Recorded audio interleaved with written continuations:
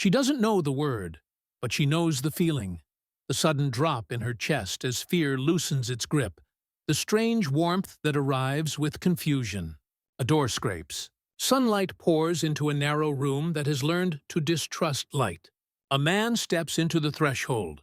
He is young, his jaw shadowed with days of stubble, his sleeves rolled and stained. He says something in English.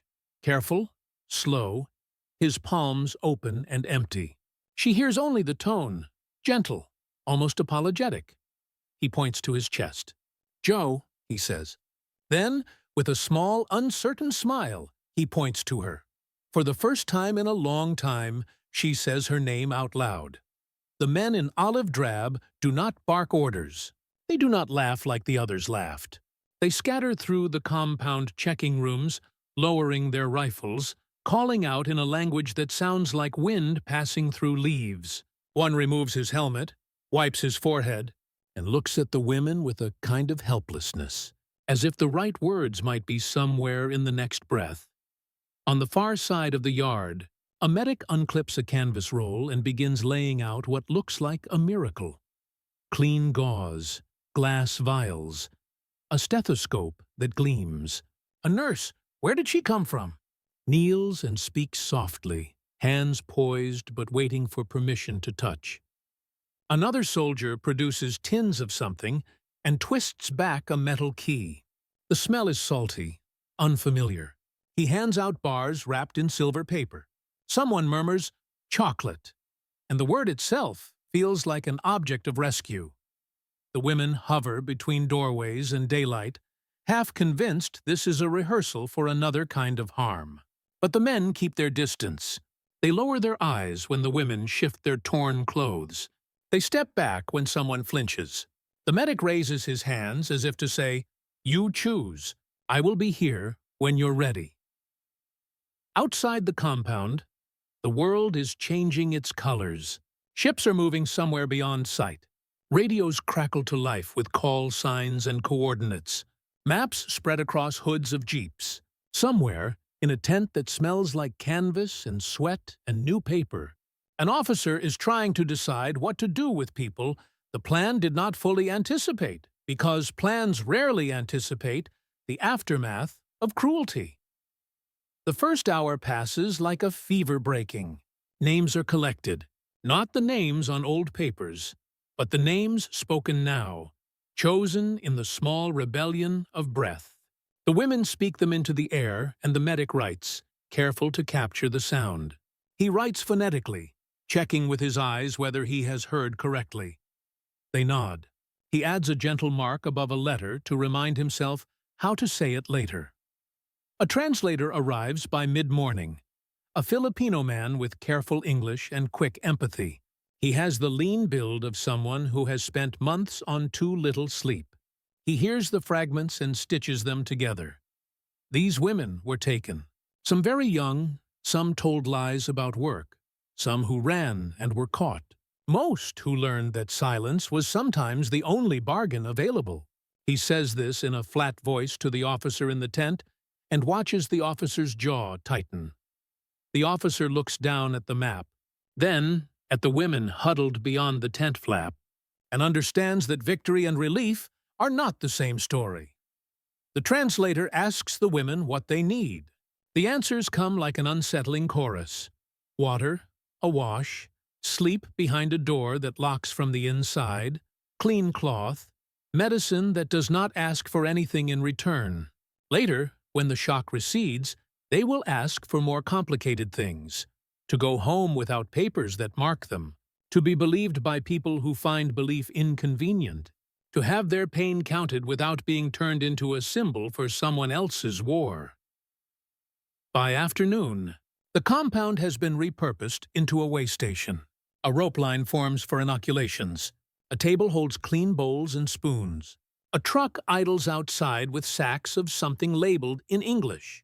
A chaplain appears and then, noticing the way the women look at his collar, disappears again. The Americans are learning, quickly and imperfectly, how not to be the next wound. Sunset arrives on the back of exhausted sighs. The first night of relief is a chaos of sleep that keeps checking itself. A dozen startles into consciousness at small sounds: boots in gravel, the clink of a mess tin, a voice calling a name that is not yours. Yet the newness persists. The boots pass by. The clink is harmless. The name belongs to someone else and does not demand anything from you. Somewhere in that compound, a woman sleeps a full hour without dreaming of a door opening. Beyond Lady, other compounds will fall. There are other rooms where footsteps will change their meaning. The war is not over. Not yet. But something has shifted.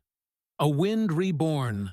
A flag hoisted where there was only barbed wire, and a silence that smothered truth. Liberation isn't a single hour on a single island. It is a sequence of steady hands and good errors, of learning to say "I'm sorry" in a dozen languages without presuming it is enough. In time, there will be trains and boats. There will be lists pinned to walls, names scrawled in charcoal, a chorus of "Have you seen?" echoing through transit stations remade into temporary sanctuaries. There will be the first letter home, composed in your head for days, unwritten still because you cannot decide how much truth the envelope can bear to carry. For now, a blanket, a moon that means nothing more than light, a belly full enough to remind you you have a body that is yours. History will try to simplify this moment. It will call it liberation, and it will be right, but not complete. The word is clean. The memory is not. When soldiers in olive drab step into the compound, they end one kind of violence. They cannot end all of it. They are young and tired and carrying 1,000 orders that do not mention you by name. Some will be clumsy with your pain.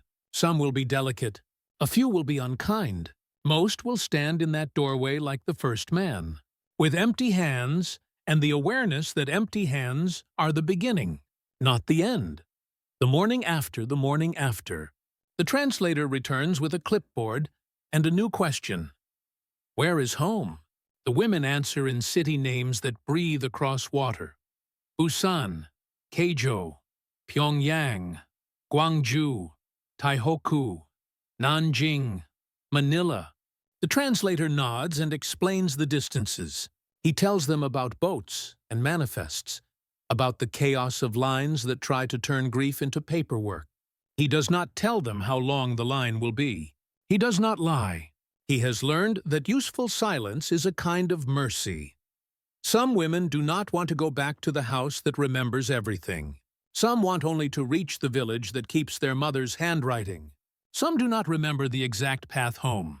War scrambles maps and steals the thin threads that tie a life together. Liberation must compete with the practical cruelty of geography. The Americans begin the process of repatriation. It is improvised, human, full of good intentions and blank spots. Medics check for fevers. Nurses help with sutures and salves. A few women, those who look like they might collapse, are moved to a field hospital where clean sheets feel like an indecent luxury.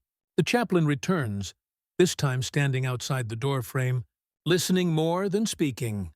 In a small office that smells like kerosene, a captain writes a note to his wife describing the day in careful language, strips of description that fit easily in a letter home.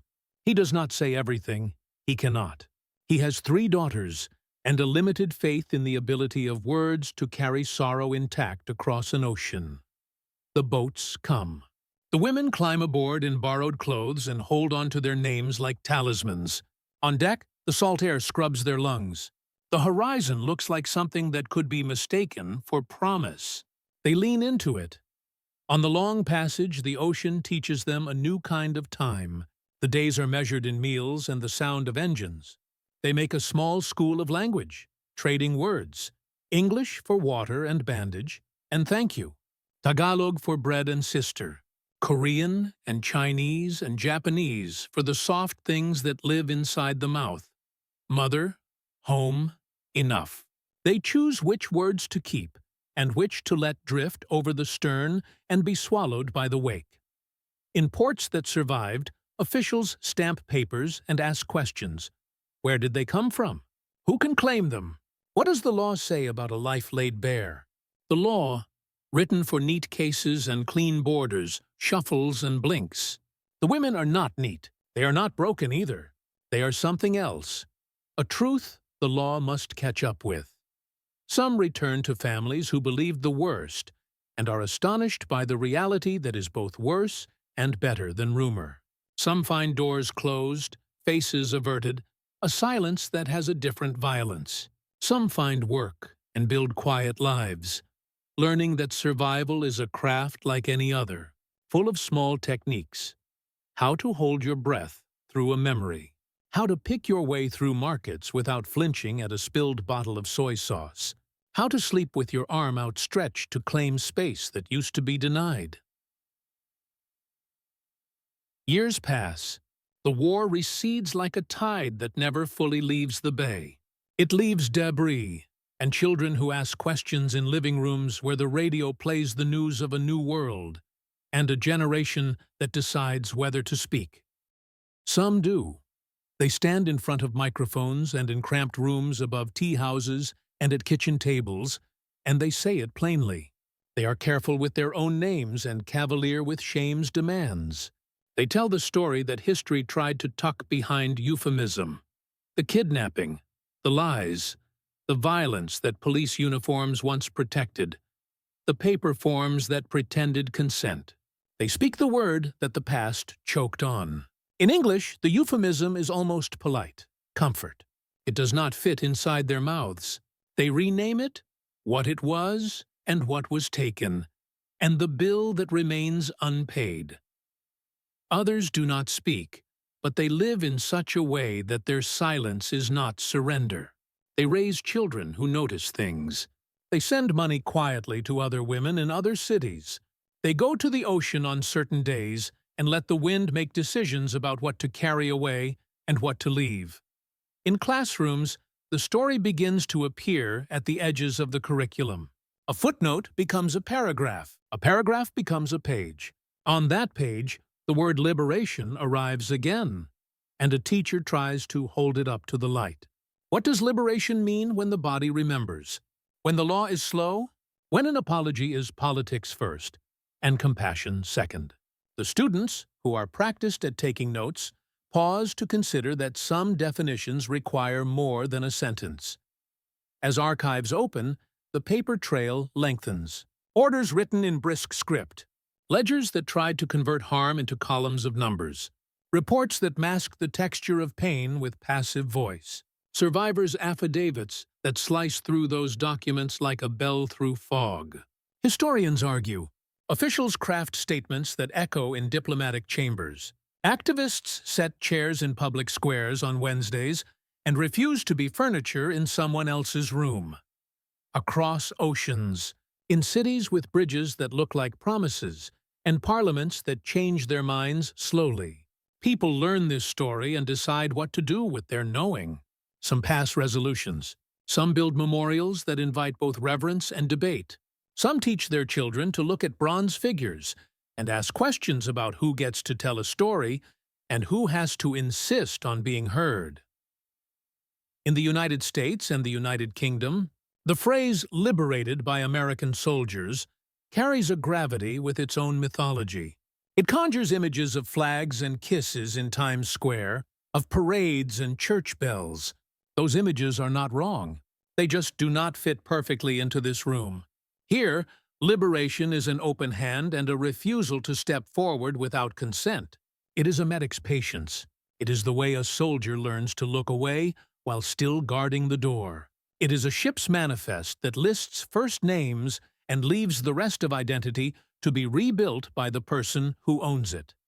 And it is also the humility to admit that liberation is adjacency, not ownership. The men in olive drab are part of the story. They are not the center. The center belongs to the women whose names were written phonetically on a clipboard and later carved into memory by their own choosing. The truth, when told without adornment, is both simple and layered. These women were taken, coerced, deceived, and trapped by a system built to fuel war. Liberation arrived as an interruption to that system, embodied by soldiers and sailors and nurses who were, in their better moments, careful. Relief does not erase. It allows beginning. After the war, the journey from beginning to justice was long, and for many, still is. Official words, apologies, statements, touch only part of the wound. The most enduring repair arrived, and still arrives, in communities and in the daily art of living. Work, friendship, ritual, stubborn joy. If you listen carefully, you can hear the timeline breathe. CTT.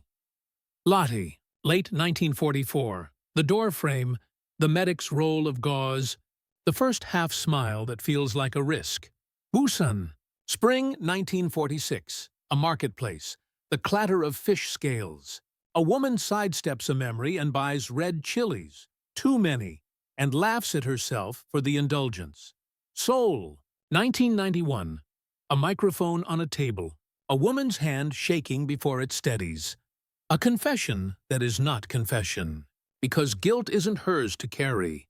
Tokyo, 1993. A statement read from a podium, the weight of words that edge closer to truth. The push and pull of politics, tugging at the hem of sincerity. Manila, 2000s. A small room, a kettle hissing, three women comparing aches like incense smoke, planning a visit to a friend who doesn't leave her apartment anymore. Los Angeles, a classroom. A student raises a hand and asks whether the word liberation can be used without irony. The teacher says yes, if we are willing to do the work of making it honest. London, a gallery, a bronze statue that people argue about. The argument is a sign that forgetting has competition. History is not a verdict, it is a chorus. The loudest voice is not always the truest. In this story, the truest voices often speak softly. A nurse's apology, a survivor's pause before choosing a word, the small sound of a pencil writing a name the way it is actually pronounced. Back on that island, the day after the ship's sail, the compound is empty. The rope line flutters. The medic's hand-printed labels are peeled away by humidity and time. The Americans move on to new coordinates. The jungle begins to reclaim the fence posts. In a few months, the ground will give no hint of what lives in its memory. But memory has its own ways of traveling. It crosses oceans in the bloodstream. It is carried in the posture of a woman who keeps her back straight when a door opens unexpectedly. In the way a grandmother measures rice with the precision of someone for whom waste once meant hunger. In the insistence that the next generation know how to say no and how to say help. And how to say, my name is mine. The truth about liberation, when told from this doorway, is that it is an act and a process. It has a date stamped on a report and a separate private calendar that spans years. It is the difference between safety and flourishing, and the long road that connects them. So we begin where we started. The sound of boots, a language unfamiliar, a hand that doesn't reach unless invited. This is what changed. Not the past, which is unchangeable, but the future, which becomes possible again. Liberation does not promise happiness. It offers a chance to pursue it without being owned.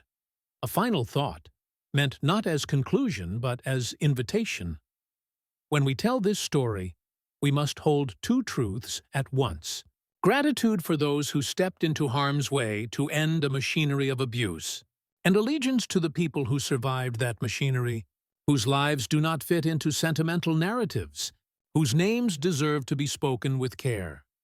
That balance, honest praise, honest grief, is the work of memory done well. It is also a kind of liberation, not the kind that arrives with drums and flags, but the kind that remains after the drums have faded. The freedom to tell what happened, and to be believed. And somewhere, on an ordinary morning, a woman wakes to a silence that is only silence. She stands, washes her face, and chooses a dress.